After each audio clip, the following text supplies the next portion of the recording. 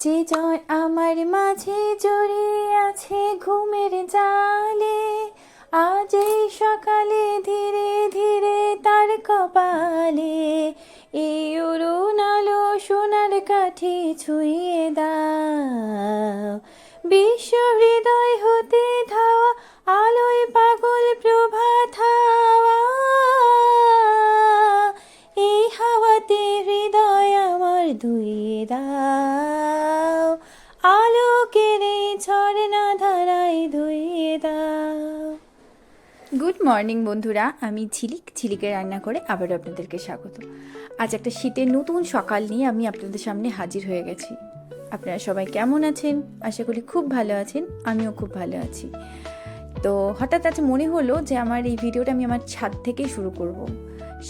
শীতের যে সকালটা, ছাদের মধ্যে হালকা হালকা রোদ, খুব ভালো লাগবে। আর ছাদে আমাদের কিছু গাছ লাগানো আছে, কিছু ফুলের গাছ আর কিছু টুকটাক সবজি, যার মধ্যে ধনে পাতা আছে, কাঁচা লঙ্কা আছে।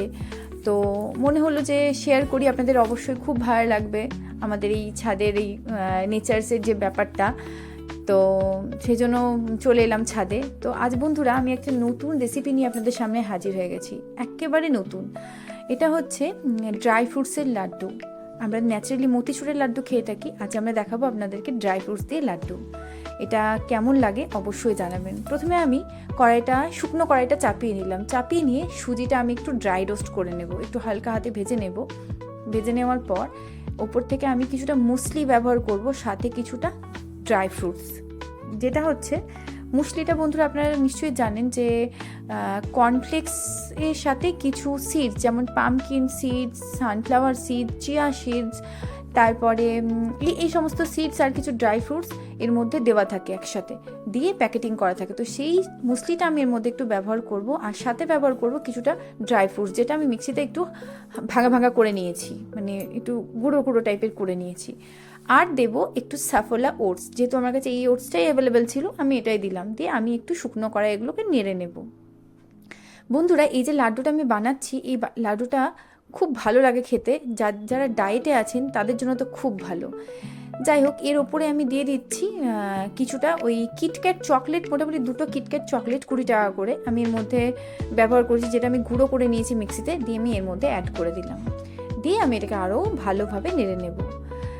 তো বন্ধুরা এই যে লাড্ডুটা আমি বলছি, যারা ডায়েট করছেন তাদের জন্য কেন ভালো, ধরুন ডায়েটে তো মিষ্টি খাওয়া যায় না কোনো রকম, চিনি বলুন মিষ্টি বলুন কোনো রকম কিছু খাওয়া যায় না। তো যদি আপনি এই লাড্ডুটা খান, আপনার যে মিষ্টির ক্রেভিংটা হয় ডায়েট করতে, যে আমার মিষ্টি খেতে ইচ্ছে করছে, সেই ক্রেভিংটা কিন্তু কেটে যাবে, খুব ভালো লাগবে। এই একটা লাড্ডু যদি আপনি খেয়ে নেন, আপনার মিষ্টি মিষ্টি যে ব্যাপারটা খেতে ইচ্ছে করার, সেটা কেটে যাবে।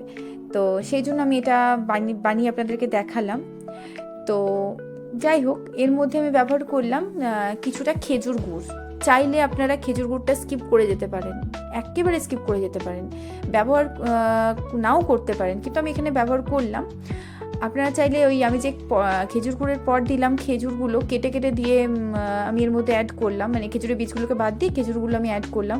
আপনারা চাইলে খেজুর গুড়টা না দিয়ে এই খেজুরগুলোকেই, যেগুলো কেটে আমি বীজগুলো কেটে বাদ দিলাম, সেগুলোকে মিক্সিতে ভালো করে পেস্ট করে নিয়ে ওইটা এর মধ্যে অ্যাড করতে পারেন, যদি আপনারা খেজুর গুড়টা অ্যাড না করেন। কিন্তু আমি যেহেতু খেজুর গুড় অ্যাড করেছি, তাই খেজুরটাকে আমি আর পেস্ট করিনি, খেজুরটা আমি টুকরো টুকরো করে কেটে এর মধ্যে দিয়েছি। আর দিয়েছি 1 চামচ মতো দেশি ঘি, যেটা আমার ঘরোয়া ঘি, ওটা আমি 1 চামচ দিয়েছি, যাতে একটু হালকা অয়েলি ফ্লেভার আসে। আপনারা চাইলে নাও দিতে পারেন, চাইলে লো ফ্যাট বাটারও ইউজ করতে পারেন 1/2 চামচ মতো। তো ঘিটা দিলে একটু ভালো লাগে। আর ঘিতে কোনো রকম ফ্যাট গেন হয় না বন্ধুরা, এটা তো ঘিটা হচ্ছে গুড ফ্যাট, শরীরের জন্য অবশ্যই খুব ভালো, তাই আপনারা নিশ্চয়ই দিতে পারেন। দিয়ে আমি এটাকে ভালো মতো করে মাখিয়ে নিচ্ছি খুন্তি দিয়ে। তো আপনাদের এই রেসিপিটা কেমন লাগছে অবশ্যই কমেন্টে জানাবেন। আর বন্ধুরা আমার যেহেতু চ্যানেলটা নতুন, আপনারা যদি আমাকে সাপোর্ট না করেন, আমি নিজের চ্যানেলটাকে হয়তো এগিয়ে নিয়ে যেতে পারবো না। সেজন্য প্লিজ আমার ভিডিওটা প্রথম থেকে শেষ অবধি পুরোটা দেখবেন। ভালো লাগলে অবশ্যই চ্যানেলটা আমার সাবস্ক্রাইব করে দেবেন, বেল বাটনটা ক্লিক করে দেবেন, যাতে আমি যাই ভিডিও দিই তার নোটিফিকেশন যেন আপনার চ্যানেলে, আপনার পেজে চলে যায়। আর লাইক, কমেন্ট আর শেয়ার তো অবশ্যই করবেন বন্ধুরা। যাই হোক, আর জানাবেন এই ভিডিওটা আপনাদের কেমন লাগছে, এই নতুন রেসিপিটা। আমি ওই মিশ্রণটাকে কড়াই থেকে একটা থালার মধ্যে ঢেলে নিলাম, ঢেলে নিয়ে আমি পুরো থালার মধ্যে এটাকে মানে পুরো থালার মধ্যে স্প্রেড করে দিলাম। আপনারা এটা চাইলে পিস পিস করে কেটে নিতে পারেন ছুরি দিয়ে, কিন্তু আমি এটা লাড্ডু বলেছি যখন, তখন লাড্ডুর আকারেই বানাবো, গোল গোল করে পাকিয়ে নেব। তো তার জন্য আমি একটা ছোট বাটির মধ্যে কিছুটা সাদা তেল নিয়ে নিলাম, যাতে আমার লাড্ডুগুলো পাকাতে সুবিধা হয়, হাতের মধ্যে চিটে চিটে না যায়। তাই জন্য একটু হাতের মধ্যে সাদা তেল বুলিয়ে নিয়ে আমি লাড্ডুগুলো আস্তে আস্তে পাকিয়ে নেব। তো এই দেখুন বন্ধুরা, আমি আস্তে আস্তে আস্তে আস্তে লাড্ডুগুলোকে পাকিয়ে নিচ্ছি। পাকিয়ে নিয়ে আমি থালার মধ্যে উঠিয়ে নেব। এটা আপনারা যে কোনো সুগারের পেশেন্ট চাইলেও এটা খেতে পারবেন, কোনো রকম তেমন কোনো কিছু অ্যাড নেই এর মধ্যে যাতে আপনাদের শরীরের ক্ষতি হবে। আর ডায়েট যারা করছেন তারা তো অবশ্যই খেতে পারবেন। আমি তো বলবো এটা ডায়েট যারা করছেন তাদের জন্য একদম খুব ভালো একটা রেসিপি।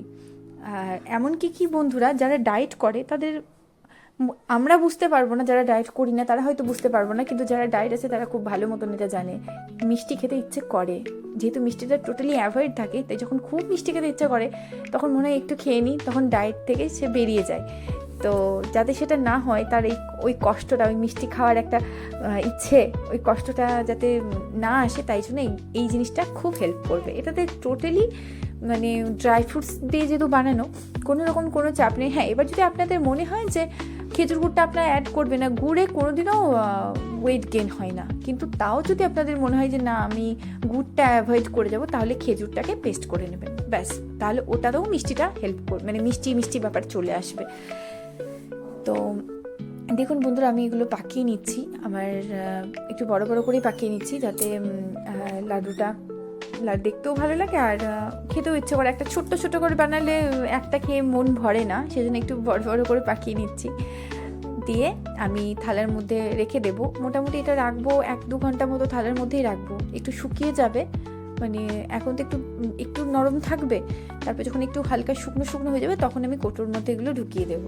আপনারা চাইলে টিফিন বক্সের মধ্যে ঢুকিয়ে ফ্রিজেও রাখতে পারেন, কিন্তু যেহেতু শীতকাল ফ্রিজে নিশ্চয়ই রাখবেন না। তো দেখুন বন্ধুরা, আমার ড্রাই ফ্রুটসের লাড্ডু রেডি। ভালো লাগলে অবশ্যই কমেন্ট করে জানাবেন কেমন লাগলো।